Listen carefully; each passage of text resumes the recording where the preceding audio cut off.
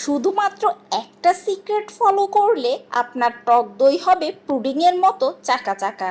আমি আজকে 1 কেজি দুধ দিয়ে 1 কেজি দই বানাবো, একটুও শুকাবো না। আপনারা পুরো ভিডিওটা দেখলে বুঝতে পারবেন কিভাবে আমি দইটা তৈরি করেছি।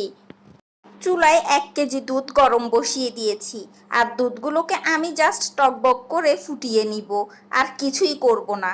দুধগুলো যখন ভালো করে ফুটে উঠবে তখন আমি চুলাটা বন্ধ করে দিব। এবার অপেক্ষা করব দুধগুলো ঠান্ডা হওয়ার জন্য। প্রায় 1.5 টেবিল চামচ টক দইয়ের পানি ঝরিয়ে একটি বাটিতে নিয়ে নিয়েছি। এইটাও আমার ঘরে তৈরি করা টক দই, আর এই টক দইটাকে আমি দই বীজ হিসেবে ব্যবহার করছি। দই বীজটাকে প্রথমে ফেটিয়ে নিব। আরেকটি কথা, টক দই তৈরি করার সময় চেষ্টা করবেন টক দইয়ের বীজ ব্যবহার করার জন্য, এতে ভালো ফলাফল পাবেন। তবে মিষ্টি দইয়ের বীজ দিলেও দই বসবে, সমস্যা হবে না। যেই বাটিতে দই বসাবো সেই বাটির তলানিতে কিছুটা টক দইয়ের বীজ এভাবে দিয়ে দিয়েছি। প্রথমেই বলেছি একটি মাত্র সিক্রেট ফলো করলে 100% টক দই বসবে, আর এর প্রধান সিক্রেটটা হলো দুধের টেম্পারেচারটা। এই টেম্পারেচারটা বেশি হলেও দই জমবে না, আবার কম হলেও দই জমবে না। সহজ ভাষায় বুঝিয়ে বলি, আমরা ছোট দুধের বাচ্চাকে পিঠার খাওয়ানোর জন্য যেরকম হালকা কুসুম গরম দুধ করি, ঠিক সেরকম গরম দুধের মধ্যে দই বীজ দিতে হবে। দই বীজটা দিয়ে দুধগুলোকে ভালো করে ফেটিয়ে নিতে হবে, যেন দই বীজটা দুধের সাথে ভালোভাবে মিশে যায়।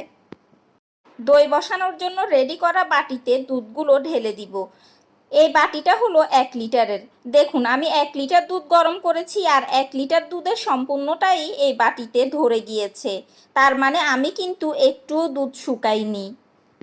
ঢাকনা দিয়ে ঘরের যে কোনো গরম জায়গায় দুধটাকে একটি কম্বল পেঁচিয়ে রেখে দিতে হবে 6 থেকে 8 ঘন্টার জন্য। 6 ঘন্টা পর একটু চেক করে দেখবেন, যদি পুরোপুরি না জমে তাহলে আরও 2 ঘন্টা ওয়েট করবেন। এই দইটা কিন্তু 6 ঘন্টার মধ্যে বসে গিয়েছে। 6 ঘন্টা পর আমি কম্বল থেকে বের করে দইটাকে ফ্রিজে রেখেছিলাম প্রায় 3-4 ঘন্টার মতো। তারপর বের করে আপনাদেরকে দেখাচ্ছি। দেখুন দইটা কতটা শক্তপোক্ত হয়েছে। এর টক দই এমনি এমনি খেতে যেমন সুস্বাদু, তেমনি লাচ্ছি অথবা যে কোনো উৎসব পার্বণে বিভিন্ন রান্নায় ব্যবহার করার জন্য 100% পারফেক্ট।